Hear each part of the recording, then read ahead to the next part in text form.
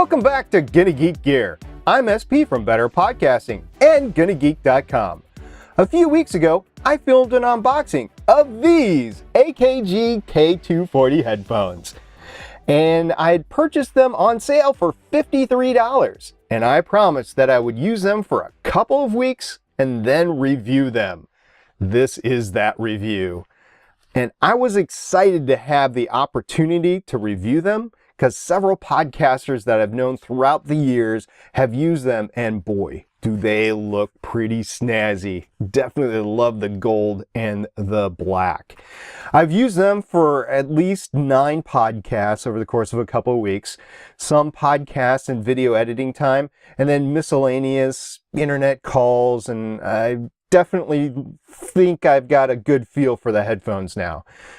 In comparing the specifications to the Sony MDR-7506s, which roughly go for $65, and the Technica ATH-m40xs go for $99. You can get them on sale for about $80. You know what? The AKG K240s are surprisingly similar. Yes, they only have 30mm drivers compared to the 40mm drivers in the other two. Or the frequency responses are generally the same. They follow the same curves. There are some differences. But more importantly, what I experienced in the sound of the AKG K240s seemed surprisingly similar to the Sony MDR-7506s. So the total frequency range between the three varies slightly, but again, I don't see a huge difference in that since they all cover the nominal human hearing range from 20 Hz to 20 kilohertz. The AKG K240s are surprising in that they're driven by a lot less power. They use 200 milliwatts compared to the 1000 milliwatts of the Sonys or the 1600 milliwatts of the Technica M40Xs here. Now the sensitivities on all three vary just a little slightly from 98 to 106 decibels, but for podcasting, I don't really see a huge difference because with the levels that you will be monitoring, they should all sound relatively the same, especially with all the equipment to drive these headphones. Now, the weight between the three is virtually identical. Surprisingly, the Sony MDR-7506s are the lightest of the bunch, with the other two coming in at 240 grams. So, if you look at the specifications, as far as I'm concerned, the three headphones come in as relative equals, minus the price. But before I get into my personal review of the AKG K240s, I just want to point out that from what I've experienced for headphones, especially monitoring headphones, is that it's just plain subjective to other people, other users, depending on audio preferences, depending on the comfort and the fit of the headphones. What works for me, what works for one person, might not necessarily work for another person. However, I'm going to tell you what I think of the AKG 240s. And if you're using this video to help you decide on purchasing a new set of headphones, hopefully some of that information will go into the data set that you use to help you make your decision.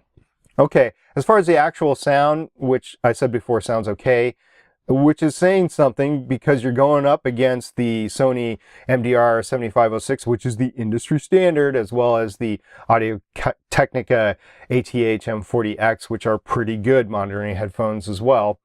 So basically, kudos to AKG for getting just as good of a sound for a slightly lower price. But this is a huge but. This is a real huge but for me.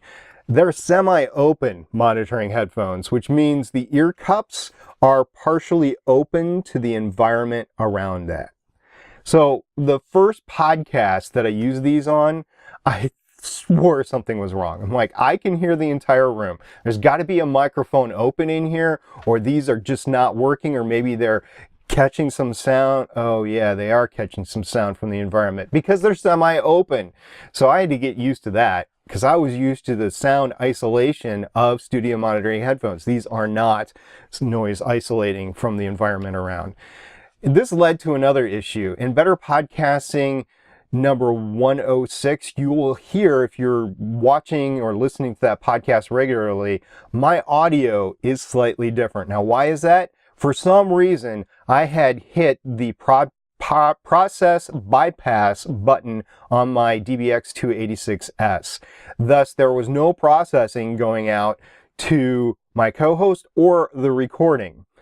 And this led to some issues with clipping because I didn't have my limiter on and other mild audio ticks. And I just wasn't happy with how the audio sounded in comparison to Steven. And I couldn't tell that live because I was using these headphones. If I was using my regular headphones, you bet I would have picked up that there was something different with my sound. So my computer keyboard, which is normally gated and was still gated in these recordings that I was using the process audio, I heard every click through these because I hear it through the room. I wouldn't hear it with my headphones because of the gate, and I'm actually listening to what I'm recording. So yeah, that was a detriment, that I thought that a lot of stuff was making it into the recording that just wasn't. So overall, I really, over the 2 weeks, never got used to being able to not isolate my sound. And I'll give you a couple of examples of why this is important. Say you're in a library and you're editing your explicit podcast and you've got some grandmother next to you or some kids on the table next to you. You don't want them hearing what's coming through there. There might be something personal that you're listening to as well, or maybe you're in an environment like you're on a bus or on a train and you've got somebody next to you and you've got your earphones turned up and you think they can't hear it. They can. I've been on airplanes before, which are very noisy environments, and the person next to me has their earbuds in and they turn them all the way up thinking you can't hear them next to you. Yeah, you can hear that annoying semi-sound, the ticks that you hear from the music, the tick, tick, tick, tick, and that's all you hear because you don't hear the whole thing. It's very annoying to people around you. So that is why a semi-open headphone would fail for a podcaster and just for personal convenience and just general courtesy to the people around you. The other example I'll give you is, say you are in an airport terminal and you are trying to listen to what is being said as you're editing it, and you just can't because of the noise around you. I've been in this studio with people vacuuming literally right on the other side of that door, and I have been able to shut that out and monitor through the Sonys or the Technica ATH-m40x's. And that is a big bonus, that you can edit in a noisy environment. You're not recording, but you're actually needing to isolate the sound and listen to it. So those are two reasons why in podcasting I wouldn't recommend the semi-open ear cups or the open ear cups as well. So I will probably never try open or semi-open headphones again because I just don't get how you can use that. The other thing I want to say about this is the fit on my head. I guess, you know what? Steven can never say I have a big head because I need these to be tighter on my head, and they're not. They're supposed to be self-adjusting, and yeah, they are, and they do sit on my ears, but they sit just a little low, so I'm trying to get them up, and I can't. This is all the smaller that they get, and I can't make them any smaller. So they are just a little bit uncomfortable on my head. I guess I have a small head, not a big head. Go figure. And then the circular ear cups, they were never a really big bother to me. However, the ear pads themselves are very plastic feeling and they just feel cheap. Now, they don't feel like toy cheap, but they feel a lot cheaper than the other headphones that I've been using. So just keep that in mind. They're not foldable headphones. The AKG K240s, this is what you get.